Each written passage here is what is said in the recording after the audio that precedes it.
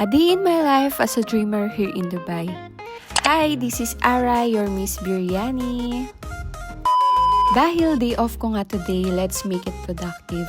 Kaya tara, samahan niyo ko at umpisahan natin sa pagluluto. At ang lulutuin nga pala natin guys ay broccoli beef. So ayan, inuna ko na nga lang dito ikat ang broccoli para maibabad nga natin sa tubig. Konting kwento nga lang guys, alam nyo ba na hinahanap-hanap ko na rin talaga kumain ng gulay? Or ako lang talaga to? Uy! Aminin nyo man sa hindi, pero nung bata talaga ako guys, hindi ako kumakain ng may sabaw. Kaya siguro sobrang sexy ko noon. Huy! Hanggang ngayon pa rin naman ay sexy tayo, yes. Pero may taba nga lang nakasama. At ang maganda pa nga dyan ay kasama tayo sa feeding program. Opo, libre po tayo ng pagkain nung elementary ako. Pero ngayon, habang nadadagdagan na yung edad natin, parang mas na-appreciate na natin kainin yung mga gulay or may mga sabaw. Minsan pa nga, hindi nga tayo makakain ng walang sabaw. Ganun nga siguro talaga, no? Pag bata talaga, gustong-gusto natin kumain ng mga dry foods. Pero habang tumatanda nga tayo, nagbabago nga pala talaga yung mga taste buds natin.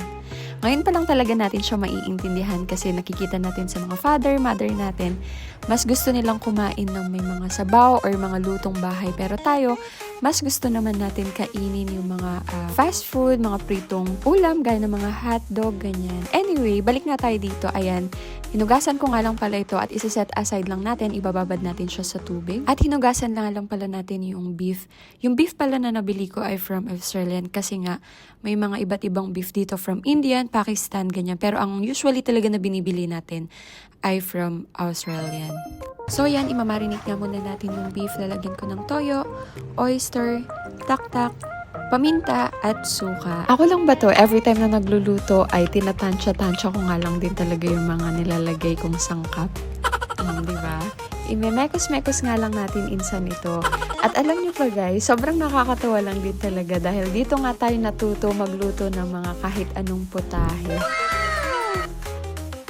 Dahil before sa Pilipinas, ang tanging alam ko lang talaga lutuin ay ang mga adobo. Gaya ng adobong sitaw, adobong karne, adobong manok, at sinigang na walang karne. Pero dito, dahil kailangan nga natin maging strong and independent woman, kaya kailangan natin kayanin yung mga hindi natin kaya. As long as gusto mo ma-learn yung isang bagay, matututo at matututo ka nga. And at the end, ikaw din ang magbe-benefit dahil nga natutunan mo yung mga alam mong hindi mo kaya. O siya, ayan, naggisa na nga tayo. Nilagay ko yung bawang at sibuyas.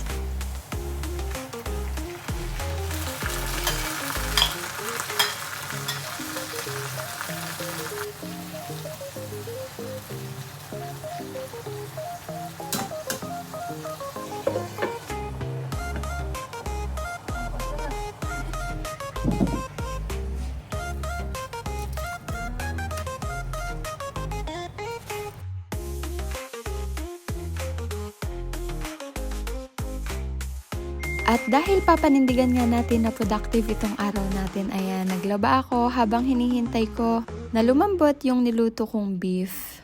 Gaya nyo rin ba ako, every time na naglalaba, inaamoy ko talaga siya isa-isa para ma-make sure na mabango nga yan. Baka naman daw ni. Ganyan nga pala lagi kong ginagawa na habang ginagawa ko yung isa, pwede ko na rin gawin yung isa habang hinihintay para hindi naman sayang yung oras natin. Ayan, diba? Kitang-kita mo talaga na sobrang saya ko pero sa totoo lang pagod na rin ako dyan. So ayan, pinapakuluan ko nga lang din itong broccoli and hinihintay kong lumambot yung beef. So ayan, medyo malambot na siya at medyo nagmantika na. Nilagay ko na nga yung gulay. Charan! Yan na ang finished product. Opo, tama po yung nakikita nyo dahil papanindigan nga natin, as I've said, na productive itong araw natin. Kaya after ko magluto, maglaba at maglinis, kaya tara, samahan nyo naman ako pumunta ng gym.